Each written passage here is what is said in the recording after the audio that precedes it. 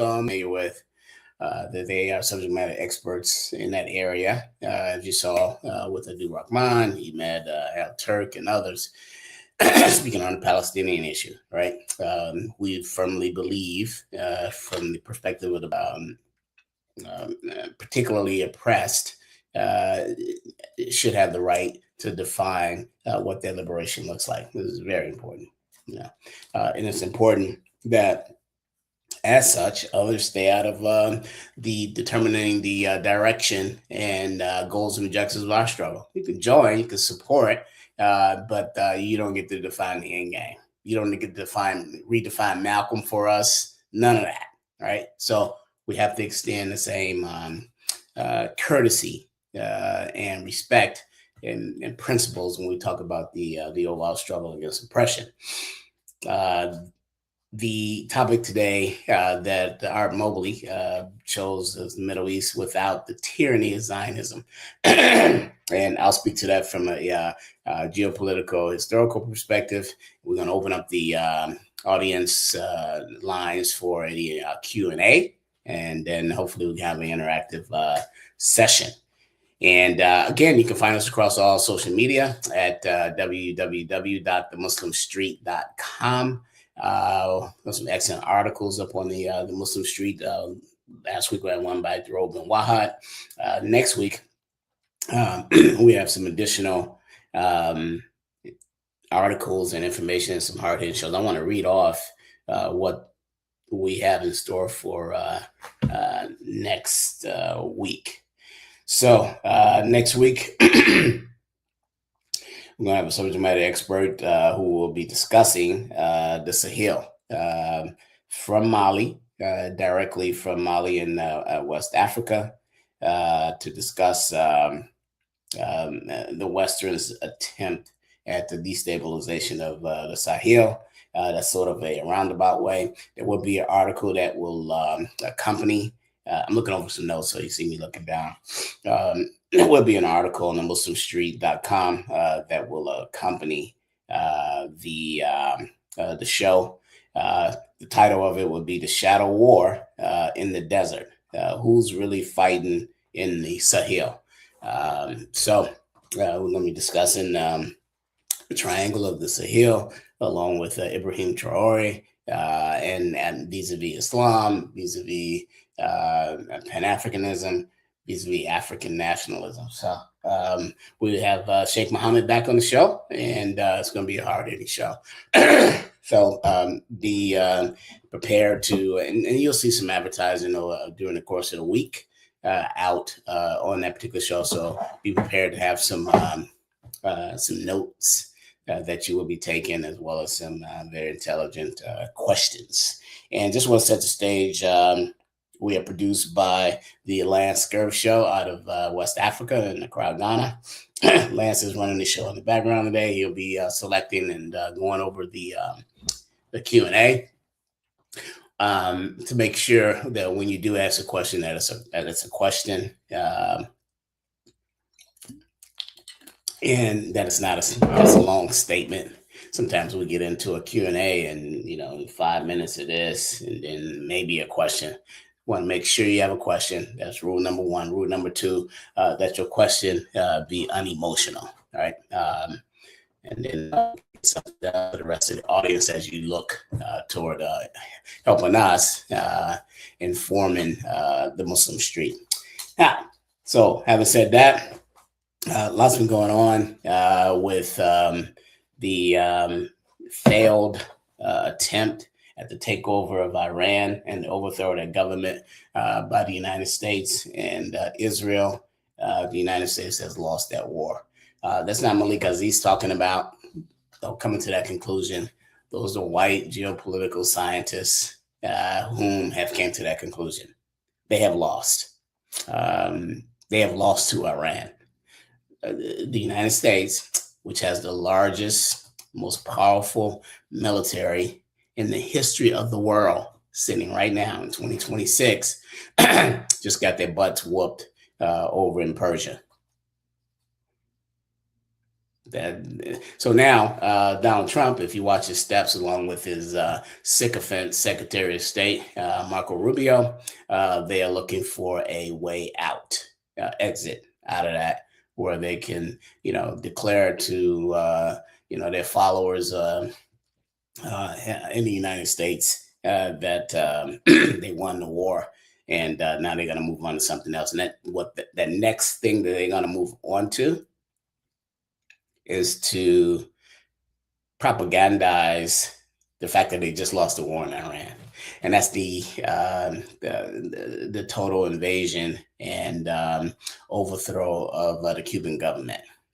They will move there next. They've already escalated that with Marco Rubio-led economic boycotts and sanctions on Cuba that are starving the people. Electricity, cell phone service down there. There's humanitarian crisis down in Cuba right now. This is all driven by, of course, oversaw by Donald Trump, but driven by Marco Rubio. Marco Rubio, a white Cuban who came in to the United States, first generation, second generation, as a first generation, as a response to the overthrow of the Fulgencio Batista regime in 1959, January 1st, by Fidel Castro, Che Guevara, and the revolutionary movement that started the Cuban Revolution. At the time of the overthrow of Batista, who was an American puppet who allowed the La Cosa Nostra and the Zionist mafia led by Maya Lansky to run gambling and run hotels, run prostitution throughout Havana, and control the tobacco, the sugar cane fields and plantations in Cuba. All of that stopped immediately. Castro nationalized the tobacco. He nationalized the sugar. He was allowed to act in full cover by the Soviet Union, who at the time was the equal power to the United States. And we know about the Cuban Missile Crisis, the showdown between the Kennedy administration and Khrushchev, Nikita Khrushchev. So we don't need to go over that history, but I say all that to say that Marco Rubio has, on the deceit of his fathers and grandfathers and grandmothers, and now is going to settle a case, a personal case. This is all this is. So here, Marco Rubio, who will be running for president in 2028, is building up his resume as being pro-Israel. He's done that. A sycophant for the Zionist regime. But he's also building up his resume as throwing red meat to the rest of the MAGA base, which he failed miserably when he ran against Donald Trump in 2024. Even down in Miami at a rally, he couldn't even fill the end zone of a high school football stadium. So, and as he declared that he was out of the race. So he's a nobody. However, Donald Trump has made him a somebody. And as we looked at Iran as Jeffrey Epstein's war, Cuba, which is next, is Marco Rubio's war. They have moved out of the Middle East. They accepted the defeat there. And here we go. I'm just putting you out in front so you can understand the chess game that the Americans and the Israelis are pulling off. So going back to Cuba and a little bit of history there. One of the things that Fidel Castro and Che Guevara did when they started the Cuban Revolution was I talked about the nationalization of industries that kicked out the white Cuban aristocrats. They fled to Miami. These are Marco Rubio's people. The majority of Cuba is dark skinned, Afro-Cubans, 75 to 80%. The white ones headed to Miami. in two phases. One, when Castro took over in 1959 and the Cuban Revolution started. And the second phase was when Castro emptied the jails of dissidents, mainly white, who tried to fight him and overthrow his government. You know, the CIA attempted to assassinate him on record 12 times. Some are putting that number somewhere around 100. So in 1980, he emptied his jails, sent flotillas straight toward Miami with this whole criminal element. That was the criminal element, i.e., the drug lords who built South Florida, particularly Miami. They built the skyscrapers there with drug money. I mean, Tony Montana. So that's a little bit of the history. These are Marco Rubio's people. These are the people who voted him in the office as a congressman, and then, of course, as a senator.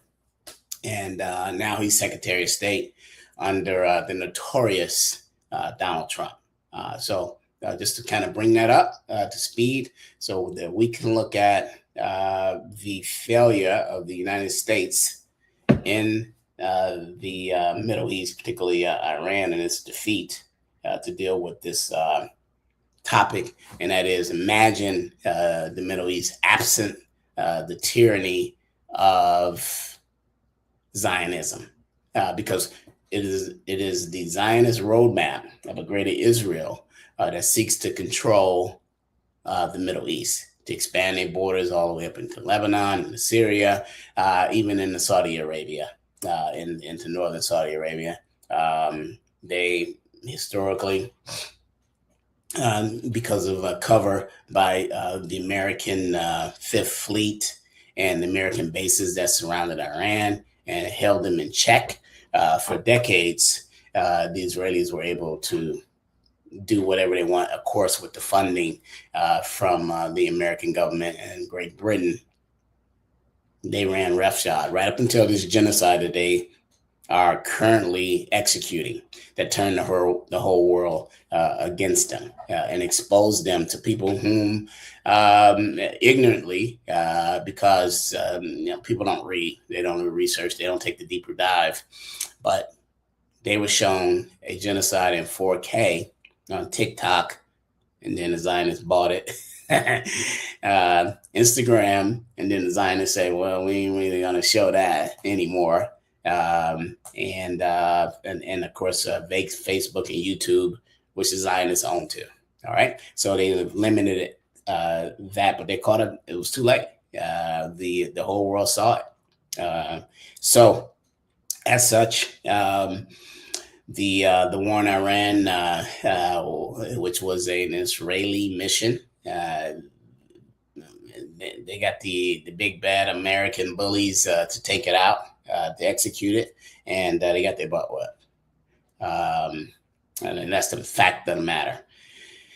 In them getting their butt whooped, I mean, literally the Fifth Fleet destroyed, which is in Bahrain. The strategy of not only securing the Strait of Hormuz by the Iranians as a military strategy, but also the taking out of the American military bases that were serving as cover for the Zionist regime sitting in Tel Aviv, and also running cover for the strategic control of oil and the flow of oil by what you formerly known as OPEC, which arose in 1972, 1973.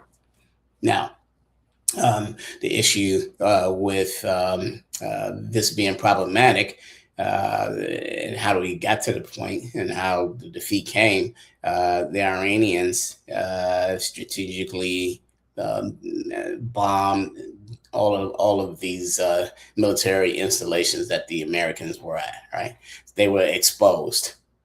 And if you are accepting any of the death toll numbers of American soldiers coming back to the American press, that ship left 30 years ago during the first Gulf War, that they would control the numbers minimize the numbers and exposure of death of American soldiers coming back from war because they know what happened when they didn't do that. In the Vietnam War, where over 57,255 soldiers, American soldiers, came back in body bags.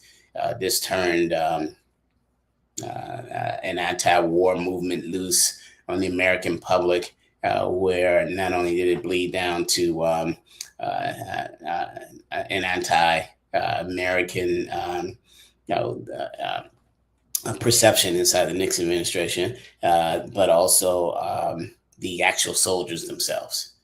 They've done a good job from post-Vietnam to Gulf War of propagandizing the American soldier as Roger Ramjet, and so they and it's all propaganda.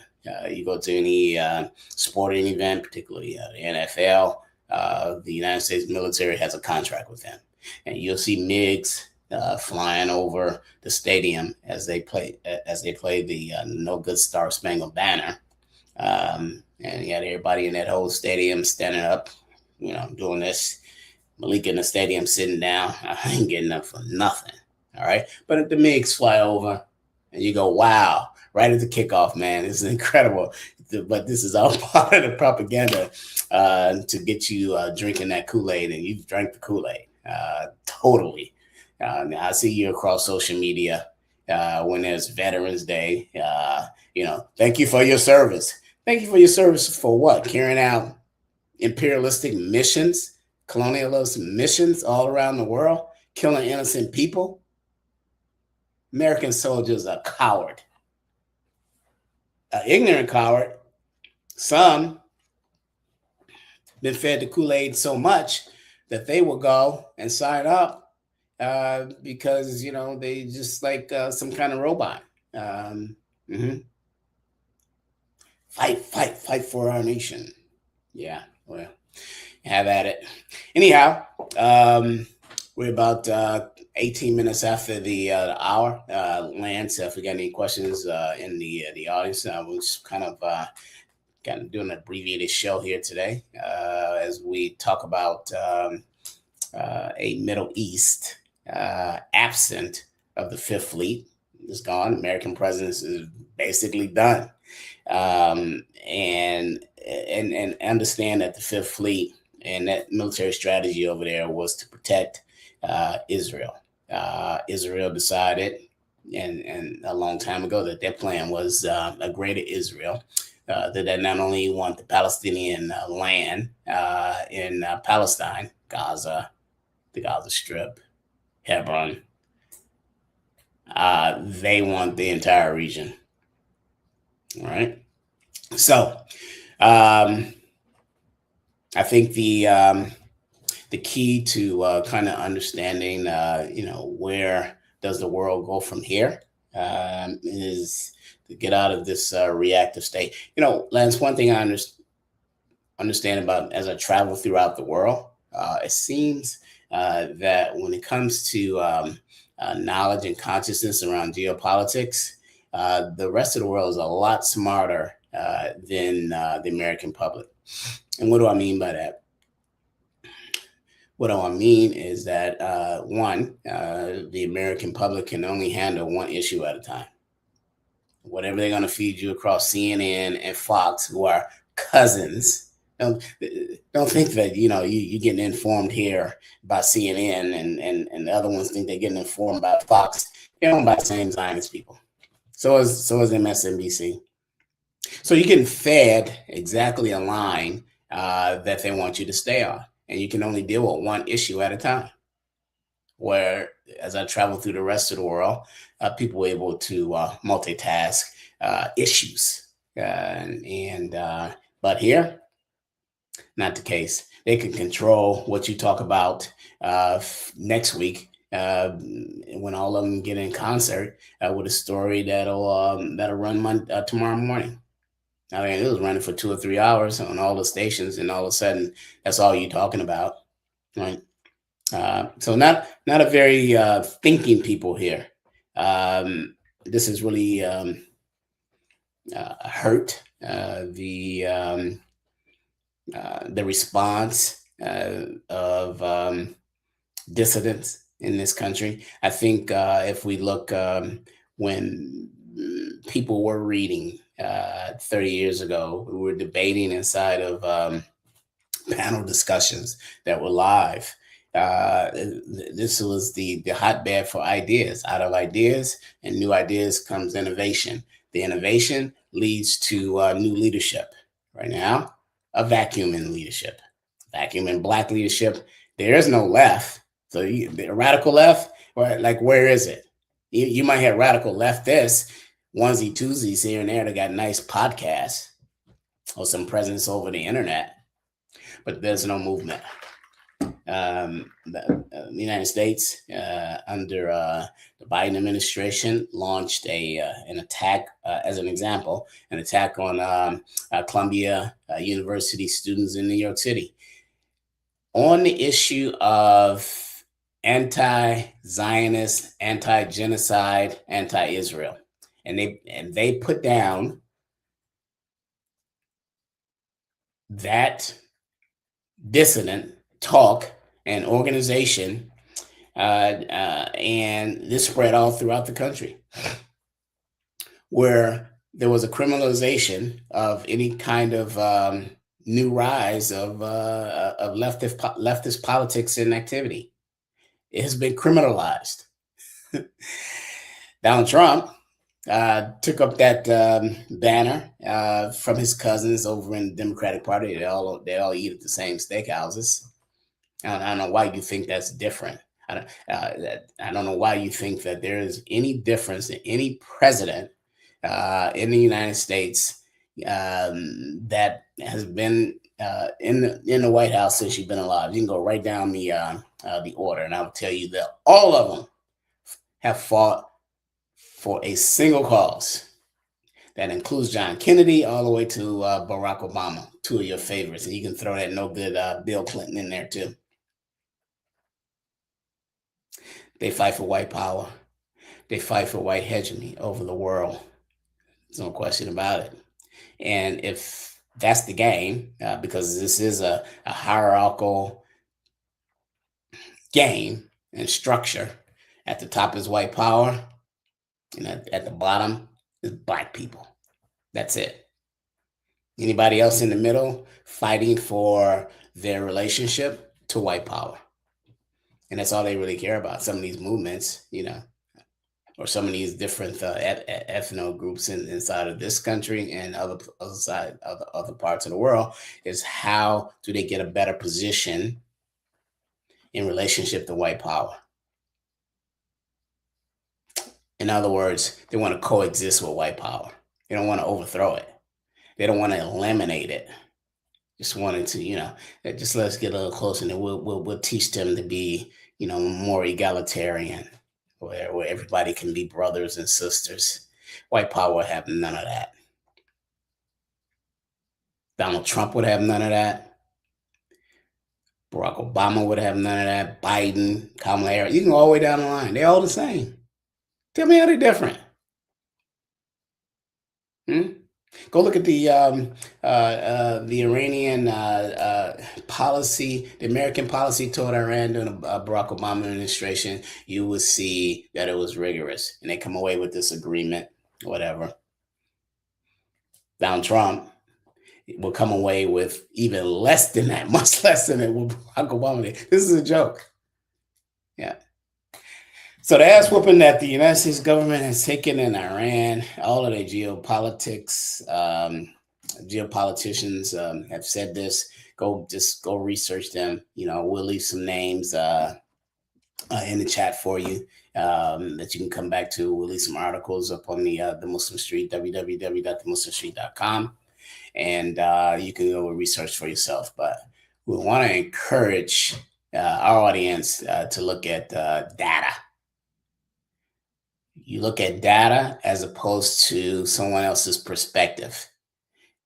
By looking at that data, you come up with your own perspectives vis-a-vis our struggle. Right? stop parroting these people on these social media platforms.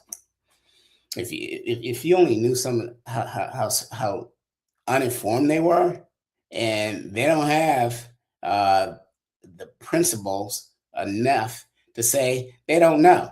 They just want to keep pumping it out. It's called arrogance. Comes off as confidence, but it's really arrogance because they can't say, on any issue, they just want to pile in on it and pump their chest out, show their muscles on the issue. The louder and bolder they sound, you think they know what they're talking about. They don't know shit. That's the truth. Now, you thinking they know simply means that you need to check your own library. What was the last book you read? What was the last 3 books you've read? And what period are you reading from? It's up to us as individuals to inform ourselves and then organize in a collective to inform others and allow the safe spaces for people and new ideas to flow in. That's the way we rebuild this movement. All right. Turn off these podcasters. They have no idea what they're talking about. All your favorite ones, I guarantee you, the reason why they got 100,000 people watching is because they don't know what they're talking about. That's the way that works. They're on the Zionist platforms. YouTube is owned by Zionists. Facebook, when you see somebody on there, you say, "Wow, that's my guy. That's my girl. Man, look at that. Boy, let me share this. Let me like and share." You thinking because they said something and you got a free flowing platform and to send around an algorithm. That algorithm is controlled by the Zionists. You doubt what I'm saying? Just say, make a post and say, yeah, I had an accident. I got some crutches. I post a picture with me with my leg wrapped up. I've gotten 50 ads that came across my Facebook in the last 3 or 4 days dealing with pain and back and all that, and nothing wrong with that. You think that you got something cool. This is my page. Nobody come across my page with that kind of stuff. Stay off my page with that. This is kind of a chatter that I hear. You ain't got no page. That page belongs to the white man. It belongs to Mark Zuckerberg. Yeah. It belongs to that racist who owns X, formerly known as Twitter. Right out of South Africa, grew up in apartheid South Africa. And you think that he's going to allow you to talk some black smack or some Muslim smack across this platform that's going to educate people against him? In what world are you living in? Here, you get you 5 friends that you know. This afternoon, you call them on the phone and you start organizing study sessions. And you grow those study sessions. You can meet at the public library in a small room. You can meet at your favorite coffee shop once a week. This is the way we're going to rebuild the movement. There's no one off of social media, which is a virtual world arena, can step out of that virtual arena into the real world and organize 100,000 people, though they have 100,000 people following them on Facebook. No, they don't have any organization. So the information that you're getting is a farce and it's entertainment. Yeah. But it's your fault. It's not theirs. They're getting paid. They call it monetization. It's no different than OnlyFans. It's the same stuff. And if any of y'all paying subscriptions for any of these people, don't fall for that stuff. Sign up for my Patreon so you can get a more in-depth look at some information that I won't share on the free platform.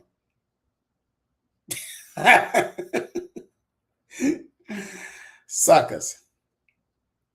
It's up to us to go back to grassroots organizing.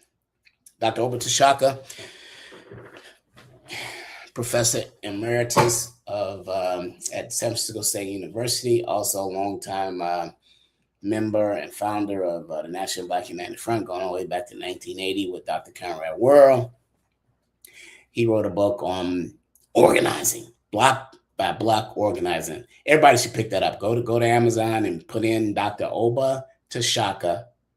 Also, in my estimation, wrote the definitive work on the political analysis on Malcolm X. Go read his work. These are people with the knowledge that you have to get and then share, and let's go build a movement.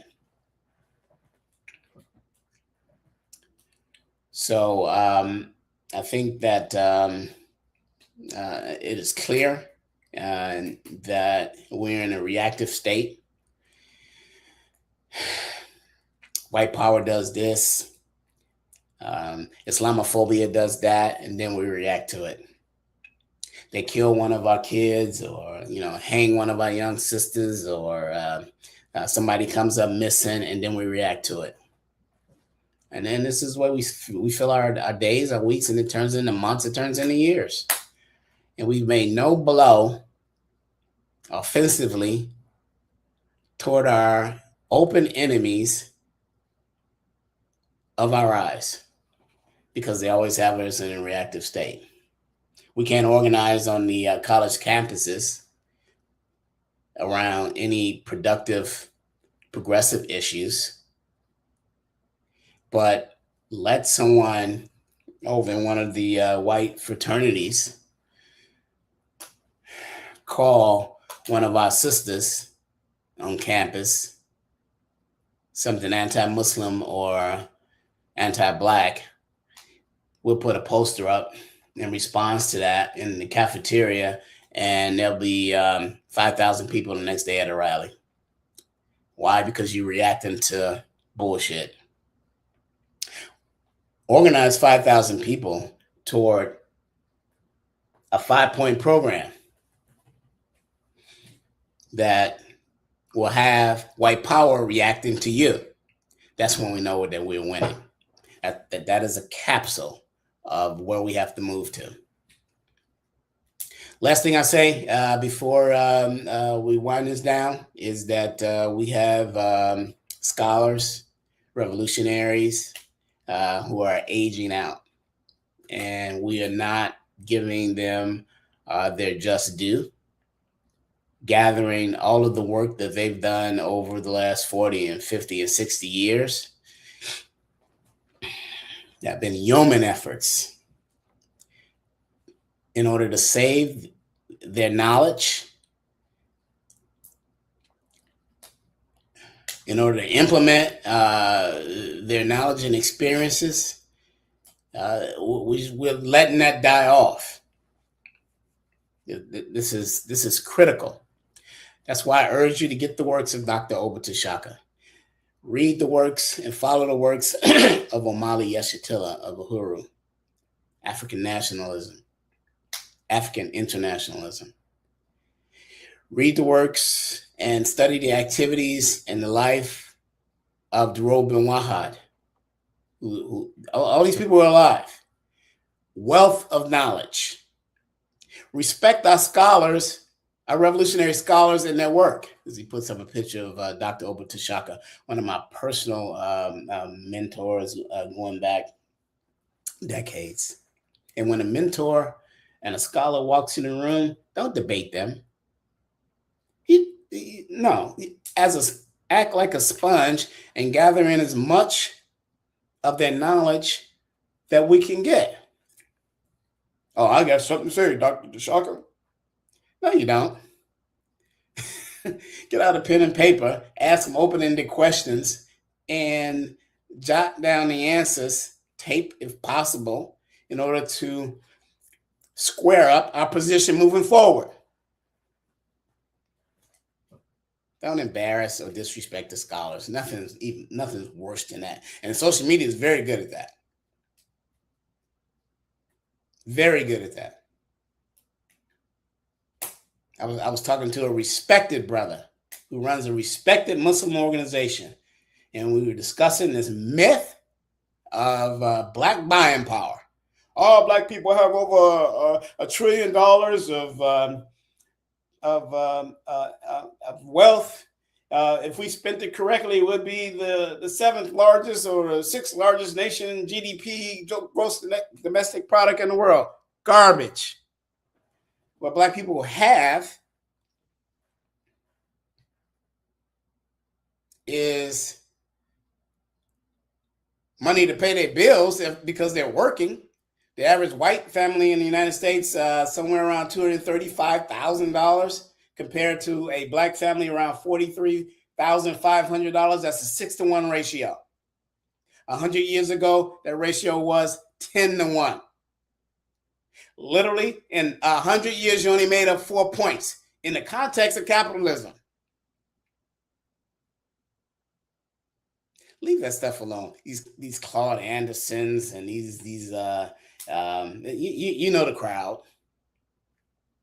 I gave the brothers some research on one of our scholars from Morgan State University, Dr. Jared Ball, who has done extensive work in this area. You know, his response was he went to Chat GPT AI and asked them to counteract my retort vis-a-vis Jared Ball's work.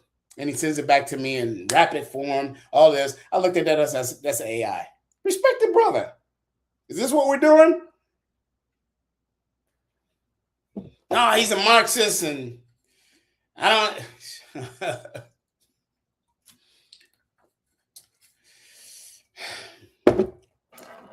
Let's get back to studying. Let's get back to local organizing in order to have genuine dialogue, to understand these issues so we can build a movement. There is no radical left movement in this country. There's none.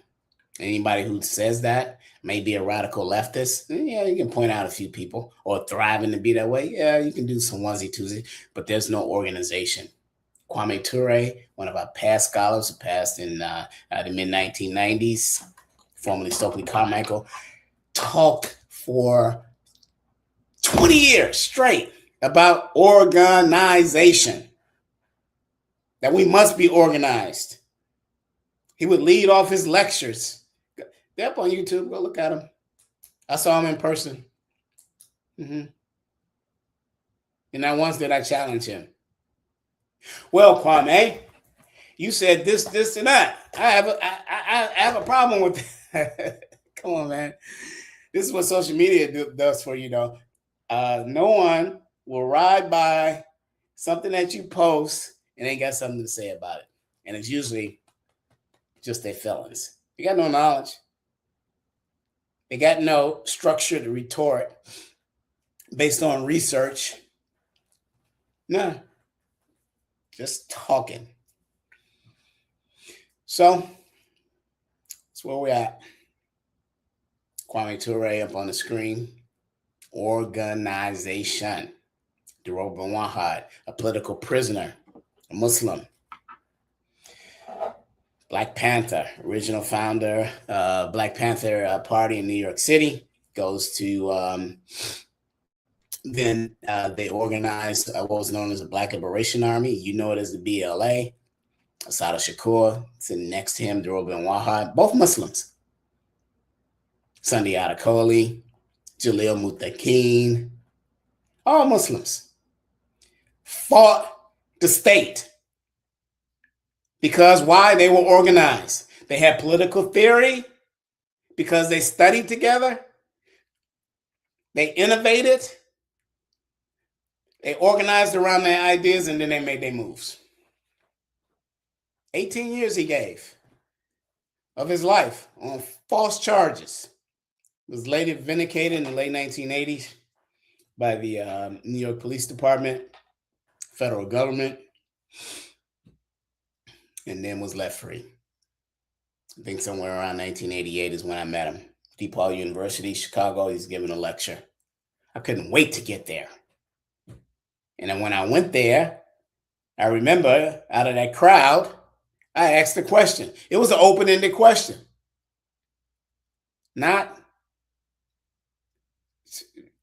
We need to stop that the bad manners that we have and develop because of social media. Some of y'all have bad manners anyway. I ain't gonna lie, you know. So, Jerobe Wanhad is with us. We've had him on the Muslim Street. We'll bring him back. You know, a master organizer, a man who's paid a tremendous price for the Black liberation struggle. Comrade of Assata Shakur, who, oh, by the way, passed away in Cuba months ago after being under protection of the Cuban Revolution. And I'm proud to say, brother, that he came to the house here when we did that interview. That was historic for me. Mm-hmm. Yes.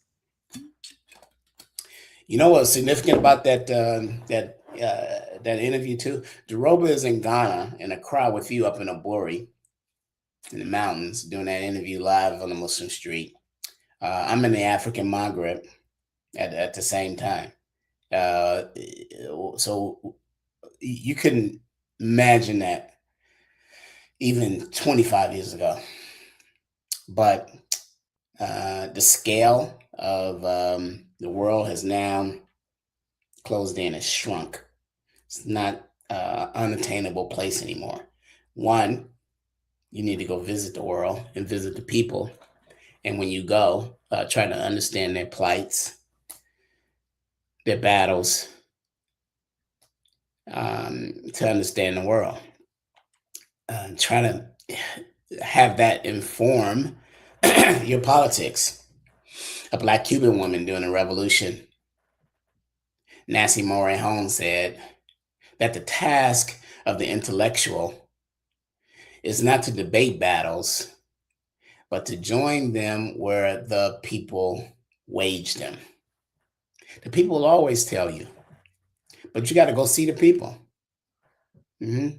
And don't go see the people, complaining that the air conditioner ain't working because you got an air conditioner, in Chicago or Miami or Atlanta, because you want to recreate, Americanism and America is the greatest country in the world. I got this nice toilet. I don't have to worry about flushing. Those people over there or wherever you go live the way they live because of American imperialism, because of Western colonialism.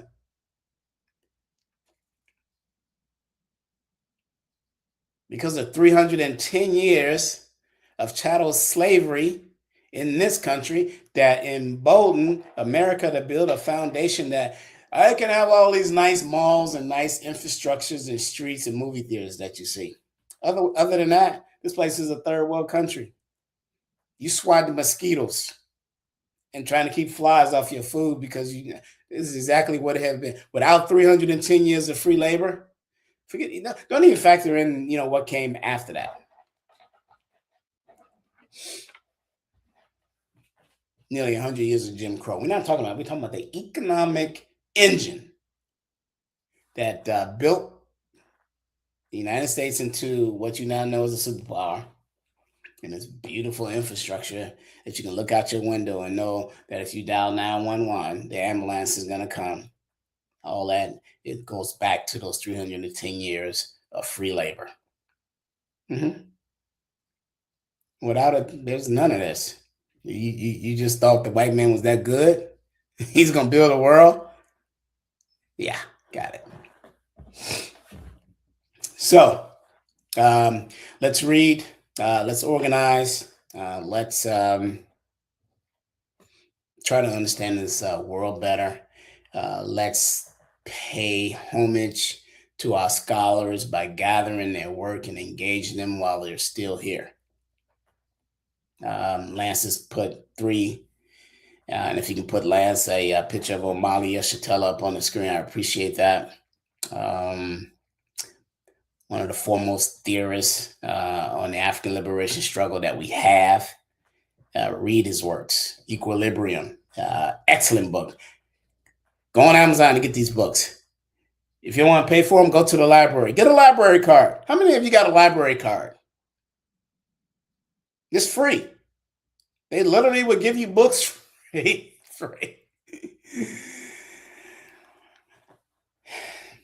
Omali Yeshitela. Read his works. Read the works of Angela Davis. Yeah, she's still here. Read the works of Dr. Iva Carruthers out of Chicago, whom in the mid-1970s, as head of the sociology department at Northeastern Illinois University, was pushing a piece that was written in 1972, just a few years earlier, by Dr. Francis Cress Welsing, called the Cress Theory of Color Confrontation at a white university. Talking about Dr. Iva Carruthers. She's still here. A massive wealth of knowledge.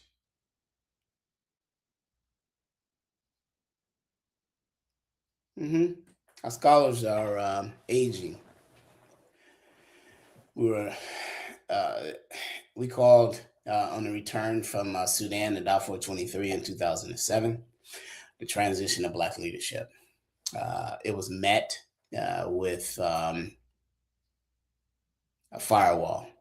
The transition didn't happen. Here we are with a vacuum in national Black leadership. We have no organization. All you do every 4 years is argue over who's going to be the next president, who you're going to vote for. They start you on that point 18 months out. Time wasted. So you can participate in the Electoral College. Then every 2 years, you have their political midterms. You think that because you went out and voted for one of these Zionist-controlled congressmen or senators every 2 years, and you put that little patch, on your the little sticker that they give you when you left the polls. I voted. You really feel like you did something. You ain't did shit.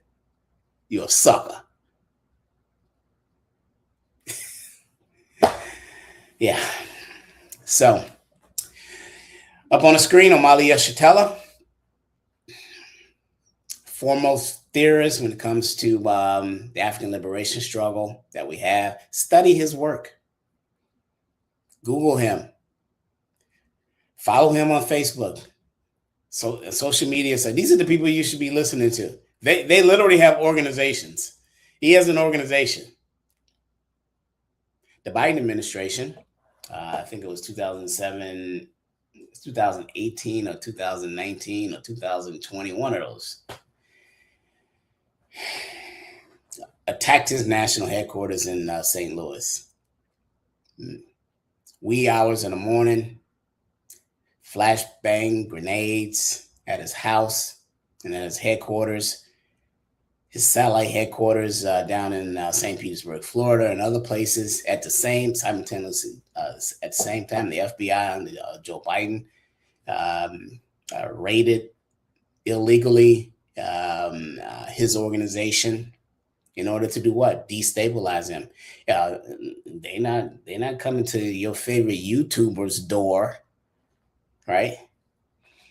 Because they wanted to eliminate him. They wanted to minimize him. Okay. Brought him up on false charges. These are people you should be sending money to. Don't send your money to somebody got a fake school going up. Are you crazy? Sometimes. Okay, anyway. Omali Yeshitela, his book Equilibrium, order it. Support his organizational goals. These are people who are going to feed you the necessary information that we need to move our movement and our struggle forward in the proper direction. Otherwise, you're just going to be like, we got Donald Trump out of the White House, as if you had liberation when Joe Biden was in the White House. Or you had liberation when Barack Obama was in the White House. Or you had liberation when George Bush, the one that Michelle Obama feeds peppermints and hard candy to whenever they get together for these faux affairs. As if you had liberation then. Nope, you didn't have liberation. What you had was under the Clinton administration in the mid-1990s, a policy that was launched to destroy the country of the Sudan and chop it up into two in order to take the oil in the south, control the politics in the north, and destabilize that entire country, which was, oh, by the way, the largest landmass country on the African continent, had 11 other countries bordering it. They were successful. They were successful because they had a protracted policy that scaled the Clinton administration into the Bush administration. And then in 2011, the finishing touches was done by the Obama administration. They all are cousins. It's called white power. Lance, I said enough. We're moving toward the last few minutes, and we look forward to next week, a big show coming up. Sheikh Mohammed will be here with us, and we will be diving into the Sahel until we understand not only geopolitics, but the terms that go along with the geopolitics, then we won't understand the world. And if we don't understand the world, we won't understand where we fit in to how this thing works. So do some homework ahead of next week's session. And I think that we will get a lot out of that. I want to pull up some information here. Lance, you anything you want to pipe in as we close the show out? Oh, yes, we have a comment here that you might want to take a look at. Yeah. Just popped in. Okay.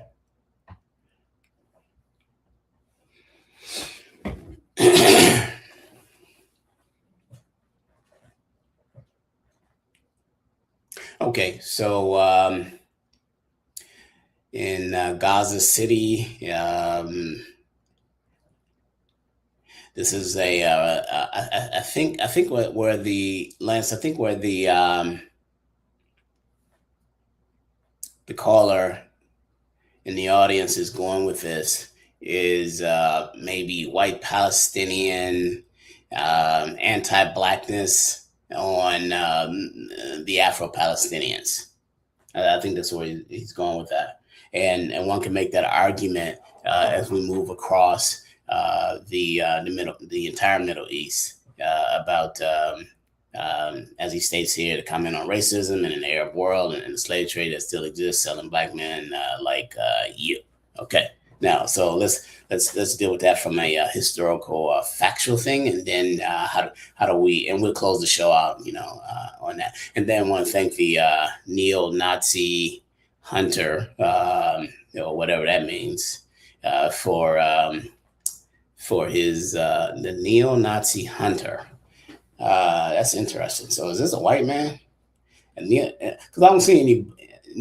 If you black, what are you saying? That you hunting neo-Nazis, or you white? You just a neo-Nazi hunter hunting down anything that is non-white. I mean, really, because what you don't know when you use this ambiguous term Arab is that the original Arabs were black. It was the black Arabs and African people that settled what you now call the Hijaz or Mecca. The original Arabs were black. During the times of the Prophet ﷺ, this is much later. We're talking 6th century Arabia. That number's dwindled down to 35, 40%. And this is not my scholarship. This is the scholarships of Du Bois, Dr. Sullivan, Dr. Rogers, and others. Now, when we talk about this term slave trade, the Arab slave trade from East Africa into the Arabian Peninsula, more of a domestic trade. Don't try to equate that with the shit that went on with black people in this country. Don't even try it. Nice term, but you don't connect the two, right? domestic slavery. Oh, come and clean my house. You're doing labor work. We can argue that there's a slave trade going on going on currently that built the Emirates, particularly Dubai. Where did the labor come from? It came from Pakistan, right? Cheap labor from Pakistan. So slavery, in economic terms, was the reason why the Europeans captured our people and enslaved us in the West. Yeah, there's no question about it. So the focus on who the original Arab is, the original Arab was black, like me. The Prophet ﷺ only made Hajj one time, and this is 7th century. He only makes Hajj one time. And when he makes this Hajj, he goes into Hajj with his hair braided in cornrows. White person doing that, and no white Arab doing that today. And what the mistake comes in at, especially from a perception perspective, is that the Arabs that are running these corner stores and the ones that you see on TV and over in the Middle East or whatever, you think that those are the ones who come from and have the lineage to Prophet Muhammad ﷺ, and those are not his people. Read the works of Al-Jahiz, 8th century Medina, the foremost scholar in Medina, who writes The Superiority of the Black Race over the White, who says that Prophet Muhammad was of African descent. Read the over 30 works of Dr. Khalid Tariq El-Mansour. 30 works on the Afro-Arab. Same conclusions, right? So the perspective has to change in relationship to you saying, oh yeah, those Arabs are calling the darker skinned Arabs Abid, which is a term for slavery. Yeah. And we can find that, in the context of white supremacy. Mr. Neo-Nazi hunter. And again, you either doing one or the other. Either you are a white neo-Nazi who are hunting non-whites, or you are black and you're a hunter who are hunting neo-Nazis. And we know you ain't doing shit. Anyway, Lance, this is what I'm talking about when we talk about social media. Everybody got balls. We just put all those scholars up there, and this is the question that we get back.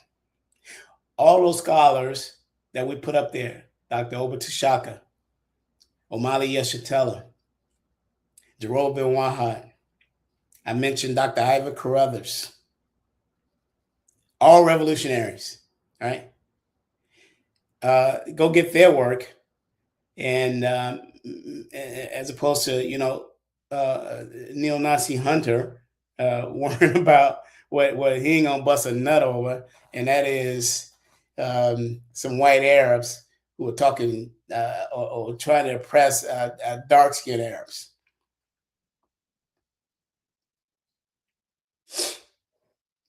So next week, big show, and I think they